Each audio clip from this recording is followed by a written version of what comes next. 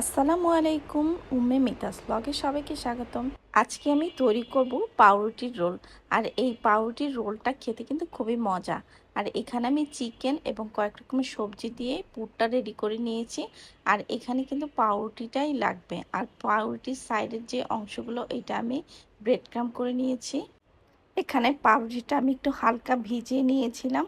এরপরে হালকা চিপে এর মধ্যে আমি পুরগুলো, চিকেনের পুরগুলো দিয়ে দিচ্ছি। এরপর রোলের মতন করে ঘুরিয়ে ঘুরিয়ে দিয়ে নিচ্ছি।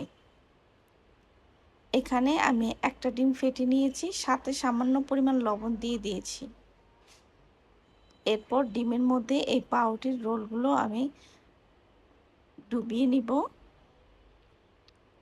ডিমের মধ্যে ডুবিয়ে এরপর আমি ব্রেড ক্রাম্বসের মধ্যে এভাবে সুন্দর করে রোল করে নিব।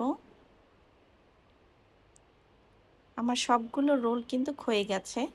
এখন আমি তেলের মধ্যে এগুলোকে ফ্রাই করে নিব। হালকা তেলে ভেজে নিলেই কিন্তু হয়ে যাবে। আর এটা সন্ধ্যার নাস্তা বা বাচ্চাদের টিফিনে যদি এই খাবারটা দেওয়া হয়, বাচ্চারা কিন্তু খুব মজা করে খেয়ে নেবে। আর এটা বানানো খুবই কিন্তু সহজ, আপনারাও তৈরি করবেন। তো আমার এই রেসিপিটা কেমন লাগলো সবাই আমাকে কমেন্টস করে জানাবেন। ভালো লাগলে অবশ্যই ফলো দিয়ে পাশে থাকবেন। আজকে এই পর্যন্তই, সবাই ভালো থাকবেন। আল্লাহ হাফেজ।